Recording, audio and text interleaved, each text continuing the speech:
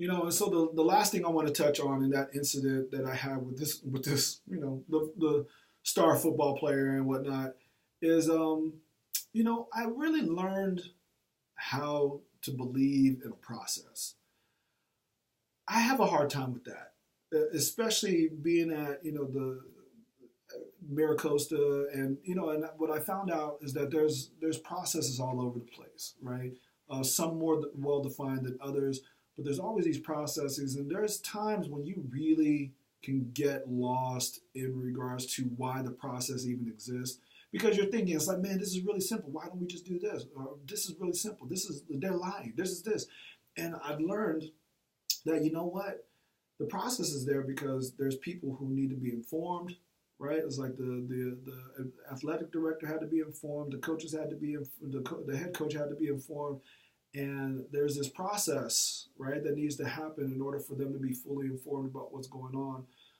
The other thing is that I had to learn that also when this was happening, when they suspended me, I took it personally at first. I honestly did. I don't think I need to convince anybody of that, but it's like I took it personal. Like, why are you suspending me? Why don't you do something about him? He was the one that was cussing me, and he was cussing me out. I wasn't cussing him out. So what's the deal, right?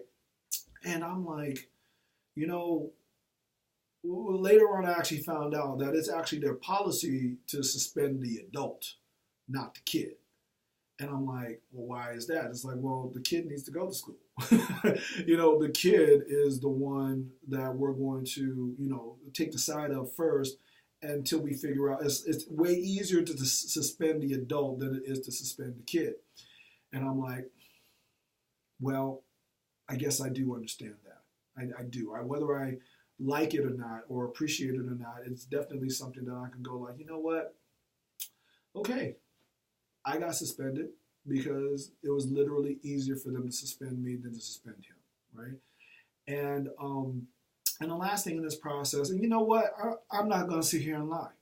The reason why I can be a lot more hopeful about processes and stuff is because this one actually worked out for me, right? It's that after all was said and done, after I did all my fact checking, and after I wrote my 3.5-page letter, and after I verified that the mother was lying about filing a police report against me and all of this stuff, after I figured all that out and defended myself, they decided to keep me on. And they let me know that they feel like that I add value to the team already and everything, and so that this is standard procedure. We have to do this in order to make sure that everything's on the up and up. And I'm like, you know what? Like I said, it's way easier for me to believe in the process because it worked for me. But I also understand why processes are there, right? And it's honestly, it's helped me remember, like, when it comes to all the processes that I'm exposed to on a day-to-day basis at my job, and whatnot, to just believe in it a little bit more, right? It's like, because you know what? As a professor, it's easy to become skeptical. Well, not skeptical. I guess we're supposed to be skeptical, but pessimistic about, are things getting better? Is this really going to work? And if you participate in the process, it has a better chance of working. Straight up, right? It's like if you're not involved in the process, then you're right. It probably won't work. But if you are involved and you put yourself in there in an appropriate manner, it has a better chance of working.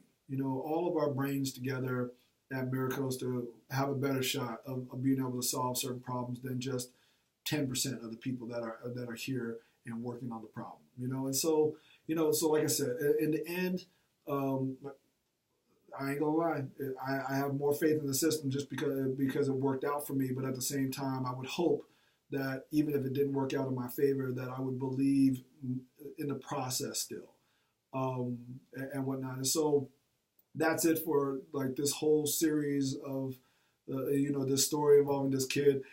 He actually, just in case you're wondering what the punchline is for him, he wound up actually getting promoted to varsity. And so, which I have a lot of mixed feelings about. First, I was really happy because then he wouldn't be on the JV and then I wouldn't have to worry about him anymore.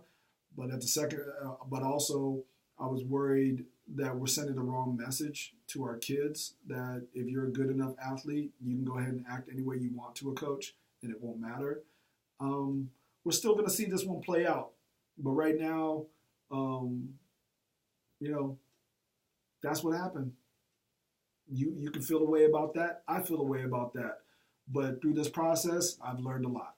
And so I'll talk to y'all later, folks. Peace.